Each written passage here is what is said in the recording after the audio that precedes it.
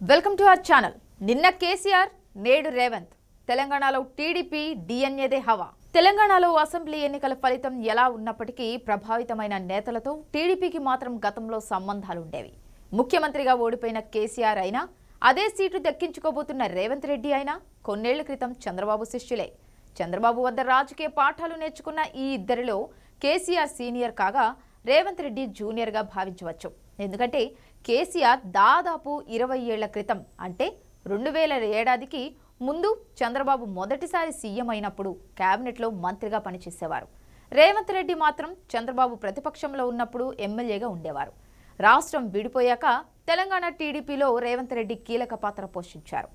ముఖ్యమంత్రికి రాజీనామా చేసిన కేసీఆర్ చంద్రబాబు కేబినెట్లో మంత్రిగా ఉండేవారు. 1995 నుంచి 1999 వరకు టీడీపీ ప్రభుత్వంలో రవాణా శాఖ మంత్రిగా పనిచేశారు. ఆ తర్వాతి టర్మ్లో చంద్రబాబు మంత్రి పదవి నిరాకరించడం వల్ల నొచ్చుకున్న కేసీఆర్ ఆయనతో విభేదించి బయటకు వచ్చి టీఆర్ఎస్ పార్టీని పెట్టారు. అంటే టీడీపీ రూట్స్ ఉన్న వ్యక్తి తెలంగాణకు ఈ 10 ఏళ్లుగా సీఎంగా కొనసాగారు. ఇప్పుడు మారుతున్న ప్రభుత్వంలో కూడా మళ్లీ చంద్రబాబు శిష్యుడు రేవంత్ రెడ్డి సీఎం అవుతున్నారన్నమాట. తెలంగాణ ప్రాంతంలో ఎక్కువగా అభివృద్ధి జరిగింది ఉమ్మడి ఆంధ్రప్రదేశ్లో సీఎంగా ఉన్న చంద్రబాబు హయాంలోనే. అయితే మళ్లీ ఆ స్థాయిలో చంద్రబాబు శిష్యుడు కేసీఆర్ వల్లనే రాష్ట్రంలో కీలక మార్పులు జరిగాయి. చంద్రబాబు పాలన తరహాలోనే కేసీఆర్ కూడా సంక్షేమం, డెవలప్మెంట్కి సమానంగా ప్రాధాన్యం ఇచ్చేవారు.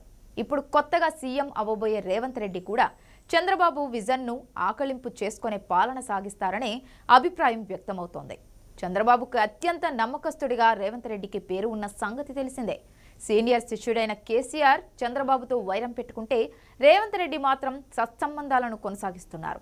అందుకే తాజా తెలంగాణ ఎన్నికల్లో చంద్రబాబు మౌనం ప్రదర్శిస్తూనే కేసీఆర్కి దిమ్మ తిరిగిపోయేలా రిటర్న్ గిఫ్ట్ ఇచ్చారు.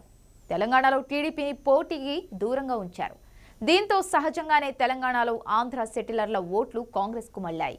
అప్పటికే చంద్రబాబు అరెస్టు విషయంలో బీఆర్ఎస్ స్పందించిన తీరు పట్ల ఆగ్రహంతో ఉన్న సెటిలర్లు ఈసారి బీఆర్ఎస్ కు బుద్ధి చెబుతామని చెప్పిన వీడియోలు సామాజిక మాధ్యమాల్లో వైరల్ అయ్యాయి. ఆ ప్రకారమే వివిధ జిల్లాల్లో ఆ ప్రభావం బాగా కనిపించింది.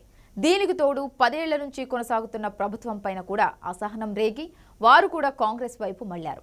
దీంతో చంద్రబాబు సీనియర్ శిష్యుడు కేసీఆర్ ఓటమి నుంచి తప్పించుకోలేకపోయారు.